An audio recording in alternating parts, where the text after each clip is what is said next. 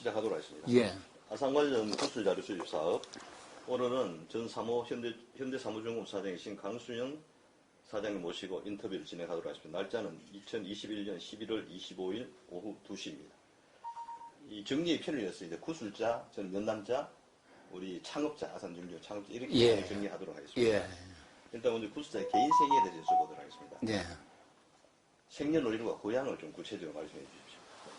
네, 저는 1947년 8월 3일생입니다. 원래 태어나기는 경남 하동 군 고전에서 태어났습니다. 예. 자라기는 전부 진주에서 이제 예, 자랐습니다. 그러면 우리 구술자 분들 형제 자매는 몇 명이에요? 몇 남 몇 녀예요? 저는 그 5남매인데요. 예. 3남 2년대. 예. 제 동생은 이미 이제 고인이 예. 되었고 지금 남아있는 2남 2녀가 남아있네요. 그 중에 몇째죠? 장남입니다. 아, 장남입니까? 예. 그럼 어릴 때 가정 형편은 좀 어떠했다고 생각하세요? 저희들은 태어날 때 이제 아버님이 할아버지 자녀 중에서 4형제 중에서 막내였습니다. 근데 위에 중부님 큰아버지가 다 미국 일본에 공부하러 갔을 때 막내인 아버지만 이제 못 갔어요. 못 가고 이제 초등학교 교편을 잡으셨는데 그 일본을 안 갔다 해가지고 할아버지가 이제 그 옛날에 이야기하는 그 논을 조금 많이 주신 것 같아요. 그 태어나고 중학교 2학년 때까지는 비교적 괜찮았어요. 저희들 진주에 살았는데 전 초등학교도 진주에서 다녔으니까. 근데 중학교 2학년 때 저희 아버님이 요즘 같으면 가벼운 병이지만 그 당시는 유사장질부사라 해가지고 이 장질부사 병원체를 발견 못하는 그런 그 굉장히 어려운 병에 걸려가지고 혹독한 그 죽음에 이르기까지 어려웠어요. 근데 다행히 한 분 의사분이 그 유사장질부사를 알아가지고 한 6개월 동안 그 의사분이 집에 왕진하면서 이제 치료를 한 그때 가게가 다 기울어져 버렸죠. 아, 이제 아버님 병원 때문에. 그렇죠. 예. 그래서 저도 중학교 2학년 때부터 이제 고생하기 시작한 거죠. 그럼 초중고 뭐 대학 생활 중에서 예. 좀 가장 기억에 남는 일 한 가지를 뭐 말한다면 어떤 것을 말하겠습니다.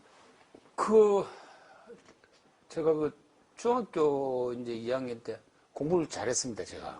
공부를 잘해서 뭐 서울이나 부산 다 갈 수 있었는데, 이제 못 갔으니까. 이제 집도 팔고 막 이렇게 못 갔으니까. 그때가 조금 이제 사춘기고 이러니까 좀 어려웠고, 대학 가서 상당히 어려웠어요. 저는 부산대학을 나왔는데, 서울에 갈 행편도 되지도 않고, 우리는 뭐 사립대학은 생각도 못 하는 거고. 제가 풀 알바이트 했어요. 4년을. 한 번도 하숙이나 자취를 못 해봤어요. 그래서, 뭐 그런 과정에 이제 마치니까, 세월이 지나니까 그것이 뭐 고생이다라기보다는 어차피 겪어야 될 한 인생 과정이 아닌가 이렇게 생각됩니다.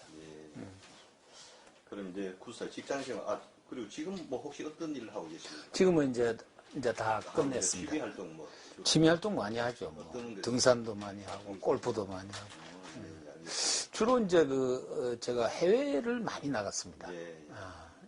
해외 국가 프로젝트에도 한번 참여를 했어요. 저 남미의 트리니다드 토바고라고 그 나라의 그 국책 자문 세미나에도 제가 한번 참석을 해서 거기에 이제 카리브해에 그 수많은 그 요트 이런 배들이 많기 때문에 수리조선을 국가에서 만들려고 하는데 그 프로젝트에 내가 초청도 받아 가서 거기 가서 어떻게 이 프로젝트를 만드는 게 좋겠다는까지도 발표도 하고 했는데 그 나라도 이제 유가가 떨어지면서 그 프로젝트를 성공을 못 시켰어요. 유가만 제대로 받쳐줬으면 제가 가서 아마 자문을 몇 년 동안 해줬을 건데 결국 하지를 못했습니다.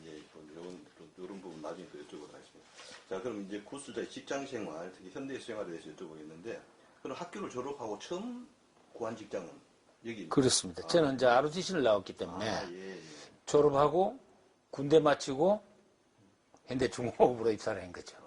예. 당시는 현대건설 조선사업부죠. 그럼 그게 72년도예요. 72년도입니다. 그럼 72년도 구체적으로 몇 월로 입사하셨어요? 저희들이 이제 72년 11월 1일 입사인데 우리 서울 사무소가 10월 31일 날 일이 내려왔습니다. 울산으로. 울산으로.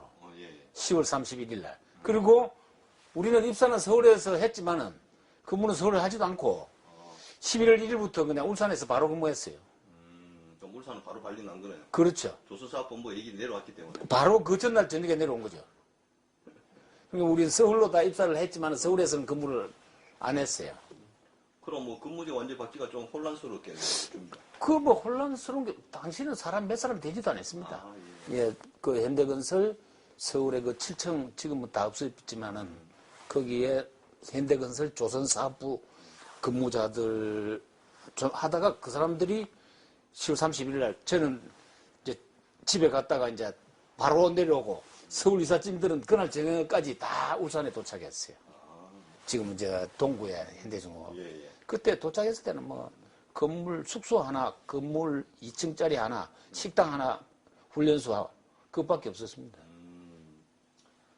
그럼 이제 ROTC를 이제 졸업할 무렵에 현대를 가야겠다고 생각한 이유가 또 따로 있습니까?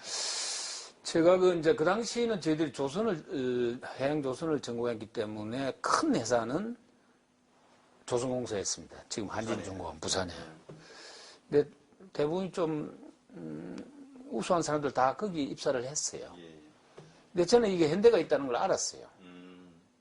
군대에 있을 때 알아서 예. 저는 거기를 안 갔어요. 그래서 여기에서 이제 우리 현대에서 모집할 때 이제 응시를 한 거죠. 바로 지원했던 거죠. 예.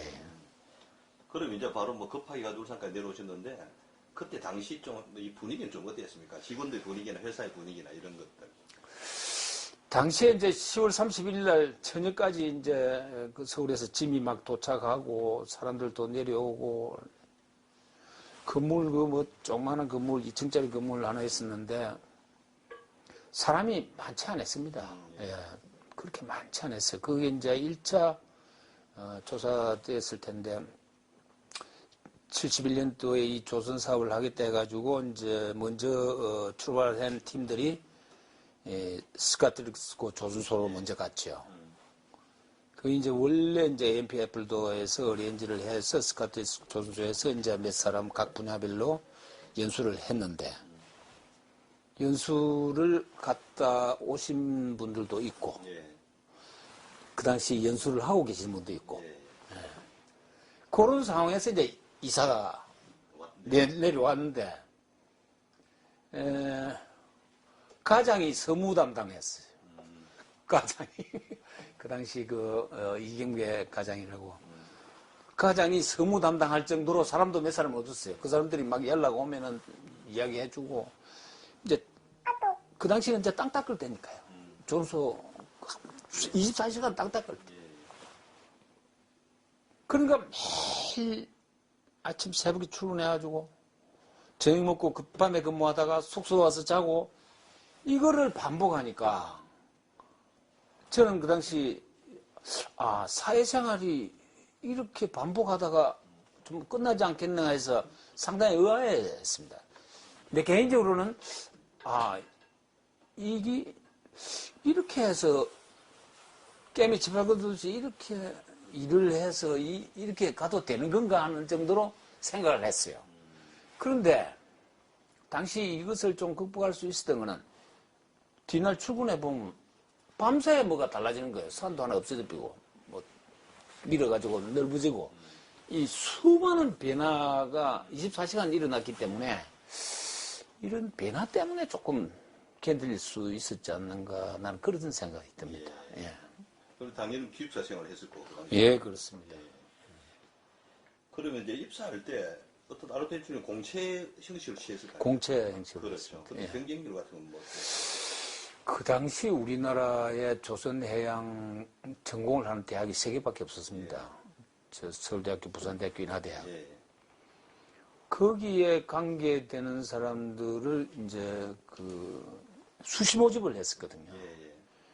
이제 저희들 뽑을 때는 신입사원을 뽑았고 그 전까지는 경력사원들을 주로 이제 조선공사 근무한다든지 부산의 대선조선 근무한다든지 조선관계 기관에 근무한다든지 또는 클라스에 근무한다든지 이런 분들이 이제 경력사원으로 이제 들어오고 또 그 한국기계라든지 기계 분야에 또 근무하는 사람 또 전기 분야에 근무하는 사람 이런 사람들이 이제 경력사원으로 다 들어와서 영국에 연수도 가고 거기에서 이제 일을 하시는 분들이 저희들 앞에 들어오신 분들은 거의 경력사원들.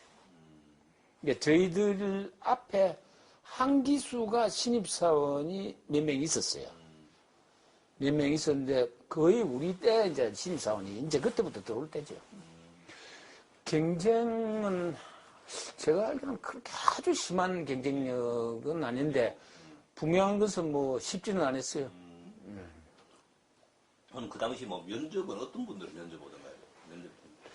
그 서울에서 이제 면접을 보는데 그 초기 현대 조선 사업부의 총책임자들이 다 면접했어요. 우리 할 때는 정주영 회장님 안 했어요. 근데 다른 팀들 할 때는 정주영 회장님도 간혹 들어서 면접을 하시다 그러더라고요. 우리 할 때는 면접을 회장님은 안 하셨습니다. 다른 분들 이제 그 당시에 이제 우리 초기 그 초대 부장이 백충기 부장님이시라고 그분이 해양대학 출신인데 그분이 이제 그 경험이 많으니까 그분 중심으로 해서 이제 위에 주로 간부들이 주로 이제 현대건설에서 오신 분, 현대자동차에서 가장 클래스는 현대자동차에서 오신 분들이 좀 있었고 위에 층은 현대건설에서 오신 분들이 주로 위층 그 회사를 꾸려 나가시는 분들이 새로 만들어서 나가야 됩니다. 예. 그러면 현대 중국 입사에서 제일 먼저 배치받은 부서 이름은 뭐예요? 부서? 제가 배치받은 거는 선체 생산부. 선체 생산부. 우리 배 성각을 만드는 선체 생산부에 이제 배치를 받았죠. 예. 그 중에서도 소조립과에 배치를 받았어요. 소조립과. 이제 서브 어셈블리. 그 다음에 이제 블락 어셈블리로 들어가니까. 블락 어셈블리 하기 전 단계 공장을 이제 맡은 거죠. 예. 그럼 그 당시 조선사업부는 이게 부서가 그렇게 많지는 않을 거 아닌가요? 그렇죠. 몇 개 부서 정도 됐어요? 기억나시는 거죠?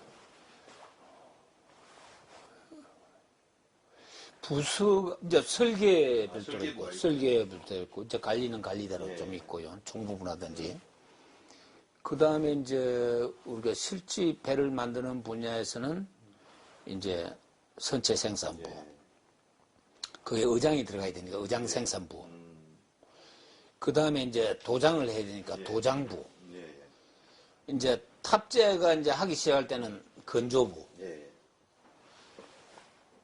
이게 이제 전체 다죠. 예, 전체 다. 그 다음에 이제 그 지원하는 부서가 이제 공무부. 그 다음에 장비관리부. 운반 장비들. 막 그런 정도죠. 훈련원이 대신 별도로 있었어요. 훈련을 다. 예. 일반 이제 노동자를 배출해야 되니까. 예, 그러니까 훈련소는요. 우리가 서울에서 10월 31일 날 울산으로 옮기는데 훈련소는 그 전에 오픈이 돼서 사람을 모집해 교육을 시켰어요. 근데 일기생들은 교육을 시키고 있을 때 그때 훈련생들이 아마 10월 달쯤 교육이 먼저 시작된 걸로 제가 기억이 됩니다. 그럼 그 당시 인력도 없고 뭐 이렇게 공사를 해야 되고 그런 어려운 점은 좀 없었습니까? 아는 사람이 없었죠. 그렇죠. 그러니까 유일하게 배에 대해서 아는 사람은 현대 건설에서 오신 분들은 이 공사라든지 뭐 존소 레이아웃이라든지 이런 거는 건설 출신 분들이 많이 알고 이제 배에 관해서는 경력 사원들한테 이야기 듣는 거 외에는 학교에서 배운 거, 그 다음에 일반 우리 연구단체 조선관계 연구단체에서 뭐 발표한 거 이런 거 외에는 지식을 얻을 데가 없었어요. 그리고 특히 우리는 초기부터 이제 대형 유조선으로 출발을 했는데 대형 유조선 우리나라에서 하나도 건조를 안 하고 당시 우리나라의 가장 큰 배가 조선공사에서 팬코리아라고 12,000톤짜리 배가 최고 컸어요. 12,000톤 배인데 우리는 26만 톤을 건조를 해야 되니까 경험 있는 사람이 없는 거죠, 우리나라 사람 중에서는. 그래서 이제 거기에 경험을 보고 온 사람이 스카트 리스코에 이제 연수를 받고 오신 분들이 저희들 소조립과에도 소조립과장 또 한 분, 두 분이 스카트 리스코 교육을 받고 오신 분이 우리보다도 윗분들이 이제 교육을 받고 온 거죠. 그분들이 이제 다 아는. 그래서 이제 이끌어가는. 그렇죠. 그러니까 그때는 뭐랄까, 지금 같으면 가상 공간을 형성해서 만들어가는 과정이다 이렇게 보시면 돼요. 그러니까 미래에 어떤 것을 해야 될 것이라는 가상을 해서 이제 준비하는 거예요. 공장을 만드는데 이 공장을 어떻게 만들어야 될 것인가에 대한 지식이 없단 말이에요. 그럼 이 소조립이라는 공장을 만드는데 제가 레이아웃을 많이 했는데 이 공장을 어떻게 만드는 것이 이 서브 어셈블리를 가장 효율적으로 할 수 있느냐. 이 레이아웃이 관건이거든요. 이 레이아웃 정반은 어떤 타입, 플로우 시스템은 어떻게, 각종 유틸리티 라인을 어떻게 공급을 해, 에어나 산소나 아세틸렌이나 프로판이나 어떻게 어레인지먼트 해서 효율적으로 작업을 해나갈 거냐. 이게 이제 가상 공간에 만들어가는 겁니다. 계속 구상을 해나가는 거예요. 그럼 그 이후 뭐 이동한 부서는 어떤 부서로 크게 기억나는? 이제 거기에 이제 스토리 하나를 말씀을 드리겠는데, 우리가 이제 스카트 리스코 존스에서 연수를 하고 왔는데, 영국의 당시 시대가 1971년도, 70년대 초반에 이 VLCC 디자인이 스카트 리스코에서 만든 영국 그 디자인은 굉장히 올드 패션이었습니다. 무슨 말이냐면은 우리가 탱크가 있으면은 통으로 탱크를 만들었어요. 배가 있으면은 통으로 이렇게 밑에서부터 위에까지 통으로 이렇게 만들었어요. 굉장히 시공이 어렵습니다. 그런데 이것을 극복한 나라가 우리보다 먼저 일본이 먼저 극복했어요. 일본이 그러니까 일본 7대 중공업이 우리 현대중공업보다 우리 현대중공업이 원래 발기는 71년도 됐지만 72년도에 우리가 기공을 했으니까 일본의 대응 7대 조선소 중공업 그룹이 대부분이 65년도부터 설립이 되기 시작했어요. 미쓰비시, 가와사키, 미쓰이, IHI, 수미토모, NKA, 그 다음에 이시가와지마 아리마. 이 7대 그룹이 현대중공업 같은 대응 전소를 다 만들었습니다. 근데 미쓰비시 같은 고야기, 나가사키 건너편에, 가와사키 같으면 우리가 연수를 갔던 시코쿠에, 사카이데, 미쓰이 같은 치바, NKK 쭉, 히타치 같은 아리아케, 이렇게 7대 대응 전소를 다 만들었어요. 공통점은 다 또크가 3개입니다. 그 7대 전소가 다. 이게 이제 뒤에 제가 참 근무를 해가면서 우리 현대중공업이 무모하게 또크를 많이 만들었다는 걸 저는 일찍이 조금 그 7대 전소를 가보니까 이 크게 만들어서는 안 되는 거예요. 오늘날 어려움을 겪고 있는 것 중에 하나가 그 점이 어렵게 겪고 있는 거예요. 그래서 이제 제가 이제 요건 이제 정조영 회장님하고 이제 관계되는 거니까 제가 말씀을 드리는 건데, 매일 이렇게 근무를 하니까 좀 혼란스럽대요. 그 당시에 시내에 나오는 버스도 잘 없었습니다. 시내 한번 나오고 싶으면 어떻게 했냐면은 자동차 앞까지 걸어오면은 자동차에서 신차 출고를 하시는 분들은 차를 처음 받아가지고 자기 고향으로 가잖아요. 부산이나 마산이나 또는 서울이나 이리 갈 때 자동차에서 차를 받아가지고 나올 때 손님을 태워주면은 복을 받는다, 돈을 많이 버린다 해가지고 자동차에 서가 있으면은 새 차 딱 나오면 손을 들면 딱 태워줍니다. 그러면 떡도 주고 이래요. 그래서 시내를 어떤 때 한 번씩 나오고 그랬어요. 그런데 이제 12월 제가 정확하게 내 날짜를 기억하는데 72년 12월 5일 날 밤인데, 밤이에요, 그것도. 아까 이경배 과장님이 선무과장이라는데, 내일 당장 해외를 나가야 되니까 출국 신고서를 준비해가지고 서울로 올라가라는 거예요. 우리는 뭐도 뭔지 모르고 저녁에 그리 오다를 받았어요. 그때 이제 상황이 어떻게 되냐면 이렇게 되어 있습니다. 명 회장님은 알았어요, 이걸. 영국에서 교육받아가 온 영국의 조선 기술 갖고는 앞으로 세계시장에서 이길 수 없겠다. 그래서 한 발 앞서가는 일본의 조선 기술을 배워야 되겠다. 이래서 명 회장님, 이거 별로 기록이 없을 겁니다. 명 회장님이 누구한테 부탁을 했냐면 미쓰비시 회장님한테 부탁을 했어요. 우리 전소 지금 하려는데 우리 전소 사람들 기술 좀 연수 좀 시켜달라.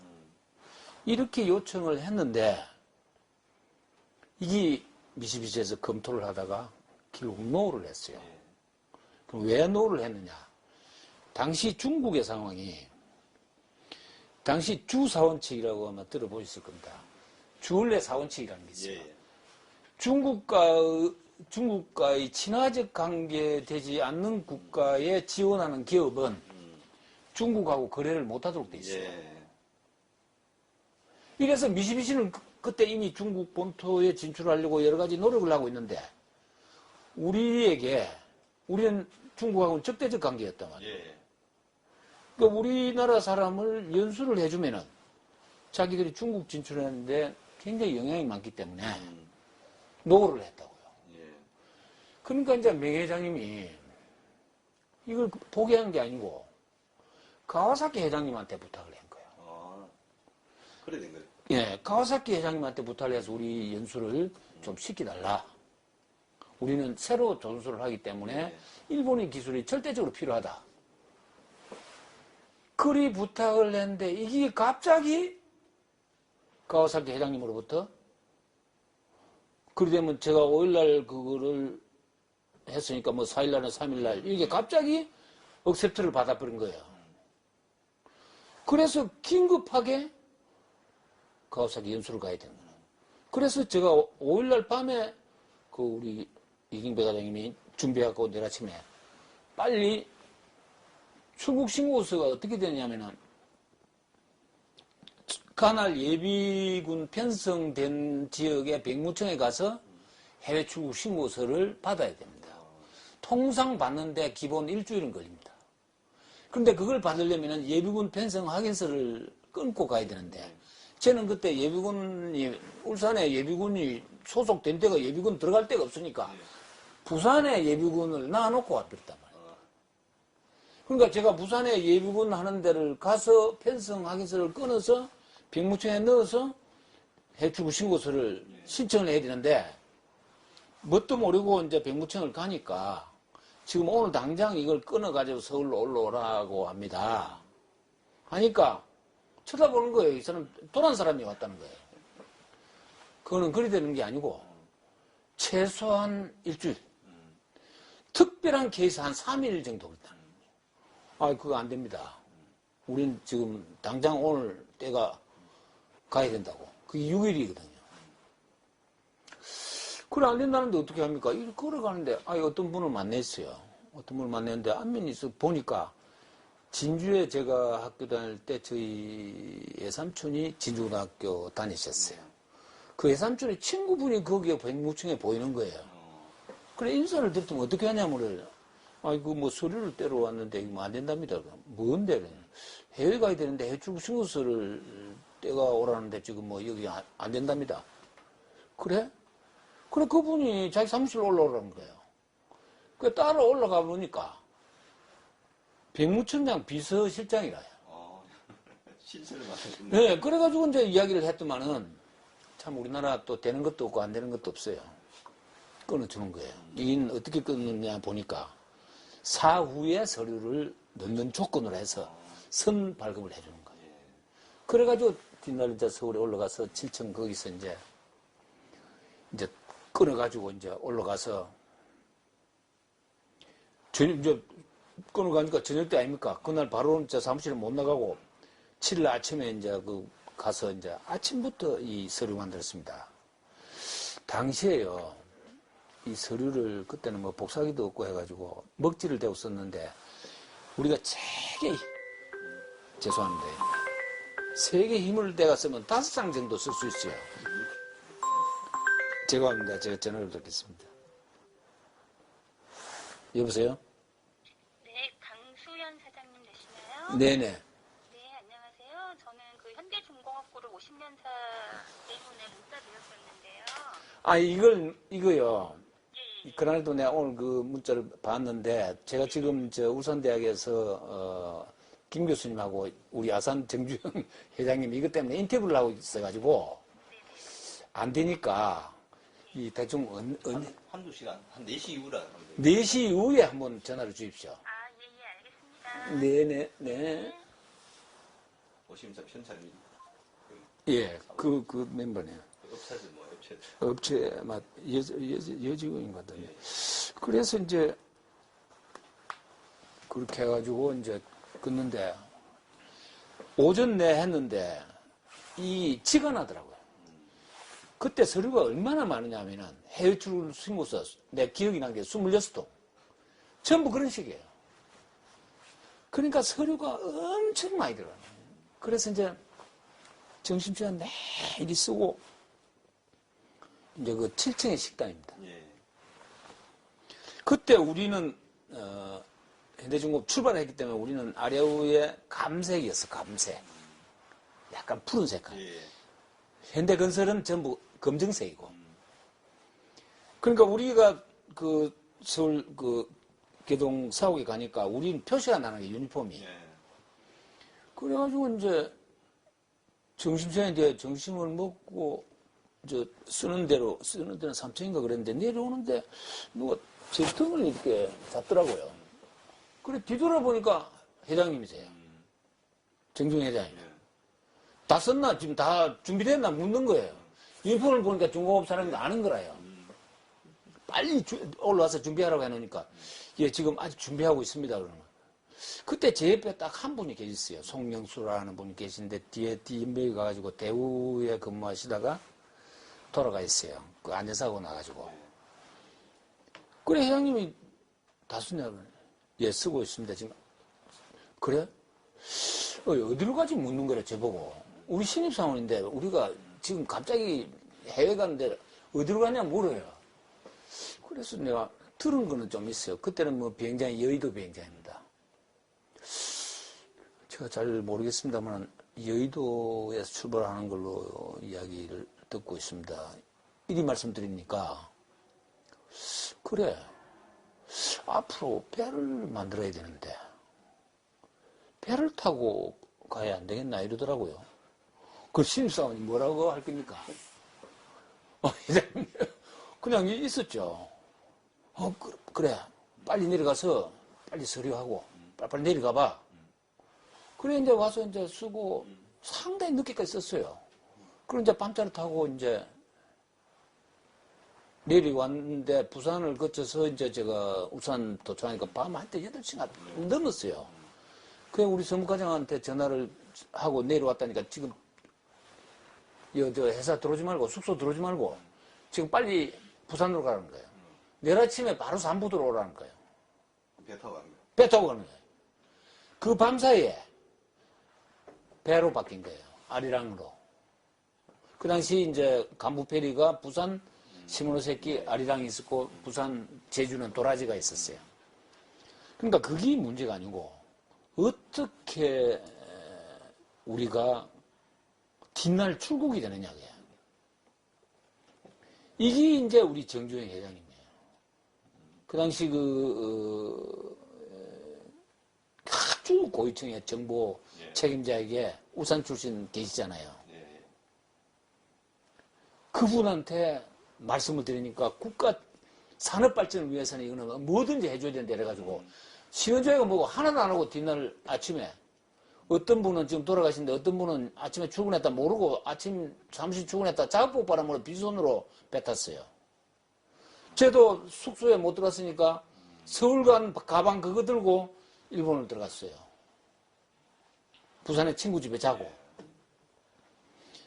그래가지고 이제 일본을 들어가니 그때 신간생이 없을 때입니다. 그때 우리가 한 8명인가 들어갔어요. 왜냐하면 초기 그 밴딩로라 그 빅플레이스 이런 데는 오퍼레이터를 교육을 시켜야 되는데 현대는 구할 수가 없어요. 그래서 한진중공업에 있는 직원들 개인 교습을 해서 데리고 갔다고요. 그 장비를 오퍼레이션 해야 초기 작업이 되니까 한 8명 정도 된 것 같아요. 그래서 이제 배를 타고 시모노세키 도착하니까 밤이더라고요. 그 시모노세키에서 저 나고야 방향으로 가면 우노라는 데인데 우노가 아니라 오카야마였는데 오카야마로 가서 또 기차 타고 우노로 해서 거기서 배 타고 다카마스에서 다카마스 기차 타고 사카이데 도착하니까 아침 8시더라고요. 딱 24시간 간 거예요. 그때는 신간선이 없을 때. 그래서 가서 보니까 참 우리 회장님 스타일이에요. 아무것도 준비된 게 없어요. 우리가 갈 데도 없고. 그래서 그 당시에 동경사무소에서 그 홍정순 과장이라고 정말 일본말을 잘하셨어요. 그 육군 공병 출신인데 나오셔가지고 막 우리들 식당에서 밥을 사주면서 기다리라고 저 숙소. 그 당시 국사의 호텔이라고 그 국제호텔 사장을 우리 이제 홍정순 과장님이 아시가지고 그분한테 부탁을 해갖고 3층 집을 이제 바로 그 자리에서 하나 구해가지고 우리 연수가 제가 일기입니다, 일기. 가와사키 연수 일기. 그래서 그거로 인해서 이제 뭐 좀 근무하는데 그 한 달 8일 만에 그냥 일본을 들어가 버리는 바람에 이거 뭐 혼란스러운 생각이 그냥 그 일본 연수를 받아보니까 모든 책임이 저한테 다 돌아오는 것 같아서 개인적인 그런 뭐 어려움은 느낄 수가 없었어요. 초창기 때는 그런. 예. 그럼 이 연수는 몇 개월 동안 했습니까? 가와사키? 여기서 2달이 조금 안 되게 했어요. 한 2개월 전에. 예. 한 뒤에 8기까지 했습니다. 8기. 아, 계속해서? 예, 제가 1기고.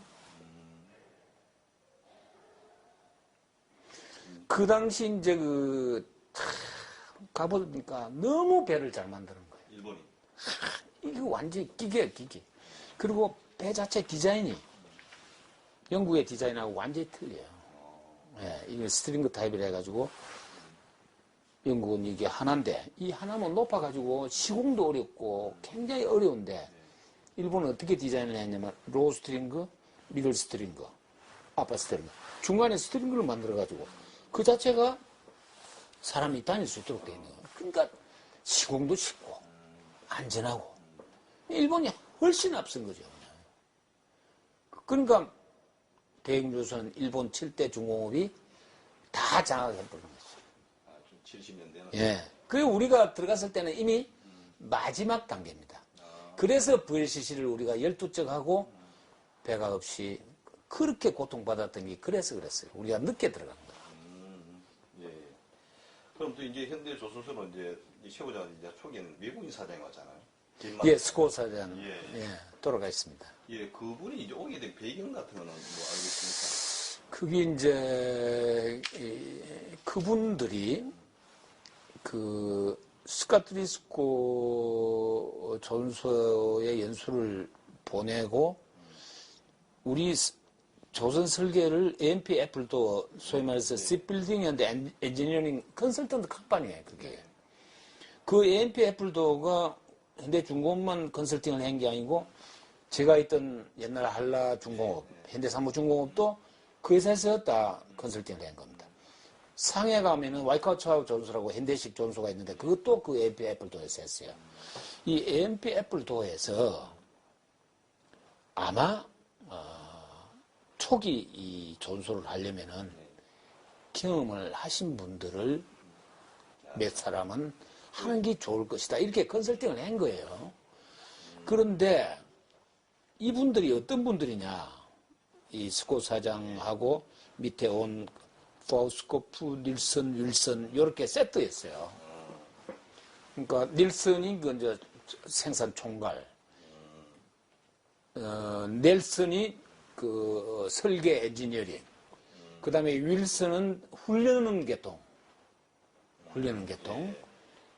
이 세 분이 뒤에 대우조선이 만들어질 때 또 그대로 이동해야 또 컨설팅 해줬어요. 그 세 분은. 사장은 안 가고. 근데 이분들이 다 어디에 출신들이냐면 덴마크에 있는 지금 머스크라인 세계에서 가장 큰 회사의 기업인 조선소, 오덴세 조선소에 다 근무한 사람들이에요. 이분들이 전부 오덴세 조선소 출신들입니다. 네. 그래서 제가 오덴세 조선소 갔을 때 그런 인연이 있지 않습니까? 네. 한번 오덴세 조선소로 방문한다고 하니까 사장이 자기 스케줄에 맞춰서 꼭 좀 왔으면 좋겠다 그래서 시간을 맞춰 들어갔더만은 사장하고 생산총괄 부사장, 설계 부사장, 그 다음에 본사의 그 재정 담당 부사장까지 불렀더라고요. 그래서 세 사람하고 자기하고 네 사람 앉아서 저하고 이제 같이 이야기하면서 초기에 예스코 사장하고 이분들 이야기가 많이 나왔어요. 그 중에 재밌는 에피소드입니다. 파우스코프가 한국 여자를 자기 부인으로 맞았다고. 한국 여자를. 한국 여자를 부인으로 맞았는데 굉장히 오래 살았어요. 그 내가 오덴세 존소로 가니까 거기 그 사람들 속에서는 자기들도 희망이라는 거. 나는 무슨 뜻인지 몰라서 무슨 희망이냐 하니까 자기도 기회만 있으면 한국 여자하고 살았으면 좋겠다. 왜냐? 파우스코프가 한국 여자하고 결혼했기 때문에 이렇게 건강하게 오래 산다는 거야. 내가 그 사장이 했던 에피소드가 생각이 납니다. 예. 그런 우리 초기 왔지만 이게 스코 사장이었던 걸 지나고 갔을 때 경영 능력은 좀 어땠다고 생각해요? 저도 그 스코 사장님한테 1년 동안 여러 번 보고도 하고 컨설팅을 해봤는데 이분들은 이미 조선소를 만들어가지고 배를 만들어봤기 때문에 이건 플로우 시스템이거든요. 조선은 전부 흘러가는 과정 아닙니까? 이 플로우 시스템을 진단할 능력이 있는 거예요. 아무리 중간에 많이 만들어봐도 필요가 없잖아요. 흐르지 못하면. 이런 흐름을 이 사람들은 이미 경험을 하고 있는 거고 우리나라 사람들은 조금 약간 급하지 않습니까? 단속적 목표. 이 단속적 목표라는 건 중간중간 파이가 틀리지만 아무 의미가 없어요. 그중에 제일 작은 파이만큼만 최종 아웃풋가 나오는 거 아닙니까? 이제 그런 면에서 이분들은 역시 그렇죠. 전체적으로 선각자다. 그 다음에 이분들이 특히 이제 유념하는 거는 보니까 세이프티 같은 거는 굉장히 이미 이분들은 신경을 많이 쓰는 거예요. 그러니까 무리하게 하지 않는다. 그러니까 당시에 이제 스코 사장님 말을 안 들으신 분들도 많이 있었어요. 현대건설 출신들. 왜? 우리나라 사람들 바쁘거든요. 급하고 빨리 해야 되고. 건설은 됐겠죠. 그런데 이분들은 그것이 아무 의미가 없다는 걸 이미 경험을 한 거예요. 이 도도한 그 프로세스가 있는 데는 전체가 자연스럽게 흘러가야지 어느 특정이 잘한다고 해서 아웃풋가 나오는 게 아니거든요. 제일 작은 파이만 마지막 나오는 거죠. 근데 그런 점에서는 상당히 도움이 됐다. 저는 그렇게 생각을 합니다. 그래서 우리가 또 조선소를 이제 만들자마자 1, 2호선을 같이 이제 건조하는 그렇습니다. 예, 세계 아마 처음 겁니다. 예. 그때는 뭐 굉장히 어렸을 것이고 물론 지금은 보람했지만 그 당시 어떤 비화라든가 그때 힘들었던 점 이런 거 기억나는 거 있으면 말씀해 주시죠. 아주 기억 많이 나죠. 제가 이제 그 일본에 가서 연수를 하고 들어올 때가 1월 말 정도 됐으니까 우리가 72년 3월 20일 날 이제 조선 기공식을 했어요. 그 사진 공장에서 기공식 하는 그게 우리 성각공장 출발 지점 그것을 했는데 이제 그때 이제 1호선 건조가 됐는데 실제로는 3월 20일 훨씬 전부터 가공을 벌써 시작을 했었습니다. 시작을 했는데 건설에서 철골을 작업했던 사람들이 많이 참여했기 때문에 일반 작업은 그때 하는 거는 할 수 있는 그런 기능인들도 들어 있었어요.